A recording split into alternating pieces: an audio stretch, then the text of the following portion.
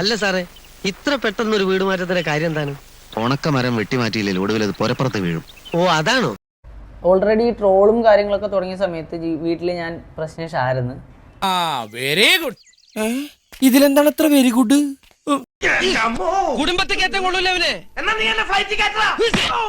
പഠിക്കാനും പോകാണ്ട് പണിയെടുക്കാണ്ട് വീട്ടിൽ കുത്തിയിരുന്ന് അപ്പുറത്തും ഇപ്പുറത്തൊക്കെ ഉള്ള ബോയ്സിനെ ഫോൺ വിളിച്ചിരുന്ന അനിയത്തിയെടുക്ക് ഞാൻ പറഞ്ഞു, പ്രാർത്ഥിച്ചിട്ട് ഉരുളി കമഴ്ത്തിയിട്ട് കിട്ടിയ മുതലാ അത്.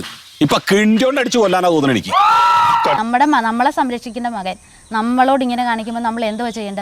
ഒരു പെങ്ങളെ കുറിച്ച് ഒരു ആങ്ങളമാരും ആരും പറയാത്ത വാക്കുകളാണ് പറയുന്നത്. അവർക്ക് നാളെ ഒരു ഭാവി വേണ്ടേ? പഠിക്കാൻ നോക്കണില്ല, അവളുടെ സ്കിൽസ് ഡെവലപ്പ് ചെയ്യുന്നതായിട്ടൊന്നും ചെയ്യുന്നില്ല. ചുമ്മാ വീട്ടിൽ ഇരിക്കുന്നു എന്നതിന്റെ അപ്പുറത്ത് കുറച്ച് അഫയേഴ്സ് തുടങ്ങി. അതായത് അവിടെ ഒരേ ഒരു പെങ്ങളല്ലാടാ നിനക്കുള്ളൂ, നിന്നെ നമ്മുടെ വയറ്റിൽ തന്നെയല്ലടാ ഇവിടെ ജനിച്ചത്. കുറച്ച് അഫയേഴ്സ് തുടങ്ങി. അതായത് അവിടെ ഒരു കണക്ഷൻ, അപ്പൊ ഇപ്പുറത്തൊരു കണക്ഷൻ തുടങ്ങിയപ്പം മറ്റേ കണക്ഷനെ കട്ട് ചെയ്യുന്നു. നിങ്ങൾ അവൻ്റെ കഥകൾ കേൾക്കണം. കഥകൾ കേട്ടാൽ നിങ്ങൾ ഇതൊന്നും അല്ല, ഒരു ഹോട്ടലിലെ മുഴുവൻ AC-യുടെ സർക്യൂട്ട് മുഴുവൻ വലിച്ചു പൊടിച്ചു വന്നു. അഴുക്കച്ചെറുക്കൻ തന്തേക്കാൾ മോശം. കാണുമെന്ന് പറഞ്ഞിട്ട് 11 മണിക്ക് നമ്മൾ അവിടെ ചെന്നു. വണ്ടി അവിടെ വാതിക്കലേക്ക് ഒതുക്കിയപ്പോഴത്തേക്കും ലൈറ്റ് ഓഫ് ആയി, വീടും വീടിന്റെ അയ്യോ എന്റെ കാഴ്ച പോയി. ഞാൻ നിങ്ങളുടെ ഉറക്കം കളയാൻ വന്നതല്ല, ഞാനല്ല ഒച്ചുണ്ടാക്കി, എന്റെ വീട്ടുകാരെ ഒച്ചുണ്ടാക്കിയ. എനിക്ക് ജസ്റ്റ് എന്റെ പണിയുടെ സാധനം എടുക്കാൻ വരണമെന്നുള്ളതേ ഉള്ളായിരുന്നു. എന്റെ അമ്മ നീ എന്താ ഇവിടെ? അല്ല, കുറച്ച് നാളുമ്പോ കുറച്ച് സമയം ഞാനിവിടെ താമസിച്ചിരുന്നേ. അപ്പൊ കുറച്ച് സാധനങ്ങളെല്ലാം കൂടി ഞാൻ പാക്ക് ചെയ്ത് വെച്ചിരുന്നു, എടുക്കാൻ മറന്നുപോയി. കൂടെ എന്നെ സ്വന്തം ടൂൾസും അതെടുത്തിട്ട് ഞാൻ അങ്ങോട്ട് പൊക്കോളാം. നിങ്ങൾ വീഡിയോ എടുക്കുമല്ലോ, എന്താ എടുത്താ എന്താ കുഴപ്പമെന്താ? കാണിക്കണ്ടേ? എന്താ വീഡിയോ എടുത്താ എന്താ? രാത്രി ഒന്ന് വീട്ടിൽ ഉണ്ടാക്കിയിട്ട് നിങ്ങളെ വിടാ. എന്താ ഉത്തമ ജനങ്ങൾ നമ്മളോട് ഇങ്ങനെ പെരുമാറിയത്? നീ അപ്പൊ അങ്ങനെ ചെയ്തത് നന്നായി. ഇല്ലെങ്കിൽ ഈ കേസിൽ ഞാൻ ഒറ്റപ്പെട്ടു പോയനെ. നിങ്ങളെ വിടാ. എന്ത് നിങ്ങൾ എന്തുണ്ടാക്കാൻ? ആരെയാണോ കണിയേണ്ടത്? ചേച്ചും കൂടി ഇറങ്ങി തള്ളേണ്ടി വരുന്നാ തോന്നണേ. പറ്റില്ല. ഞാൻ ഒന്നും പറഞ്ഞിട്ടൊന്നും ഇല്ല. കാരണം നീ ഒന്നും പണയണ്ട. എന്നോട് ചോദിച്ചിട്ടാ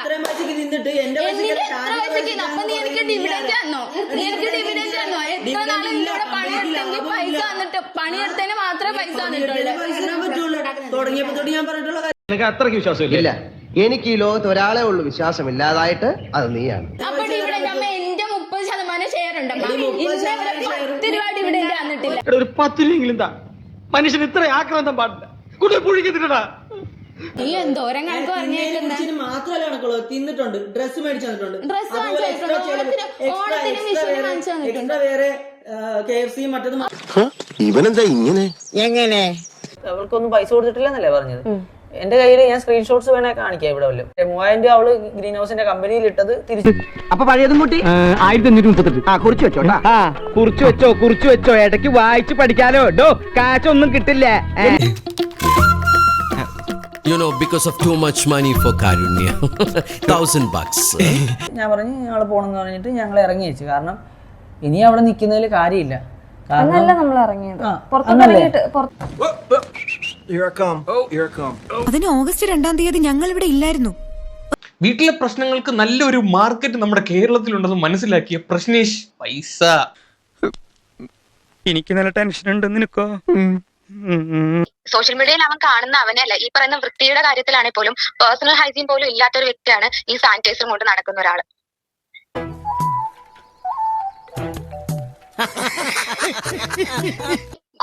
എന്റെ ഗോൾഡ് പണയം വെച്ചിട്ടാണ് ഇവന്റെ കാർ എടുക്കാനായിട്ടുള്ള കുറച്ച് ഫണ്ട് റേസ് ചെയ്ത. അബദ്ധം പറ്റിയതല്ല. അബദ്ധം പറ്റിയതാണ് എന്ന് പറഞ്ഞാലും അടിയോ? എന്ത് അടിമാലി ഫാമിലിയോ? പൈസ. Fortuner 2 loading. മനസ്സിലായോ? അത് തന്നെ കാര്യം. അവര് നമ്മളെ ഇല്ലാതാക്കാൻ ശ്രമിക്കുമ്പോ നമ്മുടെ മനസ്സിൽ എന്ത് വരണം? ഓടിക്കാറ് വരണം. എന്ത് വരണം? ഓടിക്കാറ് ഞാൻ വാങ്ങും, ഓടിക്കാറിൽ ഞാൻ നടക്കും എന്നുള്ള ചിന്ത നമുക്ക് വരുമ്പോ ഈ തെറിയൊന്നും നമ്മളെ ബാധിക്കില്ല. ഒരുപാട് കേട്ടിട്ടുണ്ട് ഞാൻ. ഇവൻ ഡയറക്റ്റ് ഒരു ദിവസം ഒരു വീഡിയോ ആയിട്ട് ഇങ്ങനെ വരുവാണ്. എന്റെ അമ്മ എന്നെ ചതച്ച്, എന്റെ അമ്മ എന്നെ കട്ടപ്പാക്കുത്തു കുത്തി എന്നും പറഞ്ഞിട്ട് ഇവൻ വരുവാണ്. ഇവന്റെ വീട്ടിലെ പ്രശ്നം 4 പേരെ അറിയിക്കണം. പൊട്ടന്മാര് പൊട്ടന്ന ലോക പൊട്ടനാണ്. പൊട്ടന്ന ലോക പൊട്ടൻ. പ്രശ്നം ഞങ്ങളിപ്പോ സ്വസ്ഥമായിട്ടൊന്ന് ജീവിച്ച് തുടങ്ങിയതാണോ പ്രശ്നം? അമ്മച്ചിക്ക് ഇത്രയും കാലം ഒരു നല്ല ദാമ്പത്യം കിട്ടാത്തതിന്റെ കുശുമ്പാണോ ഈ കാണിക്കുന്നതെന്ന് ചോദിച്ച്. ഒരു കാര്യം കൂടെ ചോദിച്ചോട്ടെ. ആ സ്ത്രീ അത് നിന്റെ അമ്മ തന്നെയാണോടാ പട്ടി? അമ്മയുടെ ദാമ്പത്യ ജീവിതത്തിൽ വരെ പരാമർശിച്ചുകൊണ്ട് വീഡിയോകൾ വന്നിട്ടുണ്ട്. അത് മകനല്ലേ ഇടുന്നത്, മറ്റാരും അല്ലല്ലോ. മകൻ തന്നെയാണ് എന്നെ കുറിച്ച്.